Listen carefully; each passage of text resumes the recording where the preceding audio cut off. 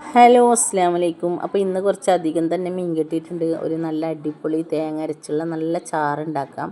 അതിനായിട്ട് ഞാൻ എടുത്തിട്ടുള്ളത് തേങ്ങ, മുളക്, മല്ലി, മഞ്ഞൾ, പുളി, വെളുത്തുള്ളി ഇതൊക്കെയാണ്. അങ്ങനെ ഞാനൊരു മിക്സിൻ്റെ ജാർ എടുത്തു, അതിലിട്ടിട്ടുണ്ട്.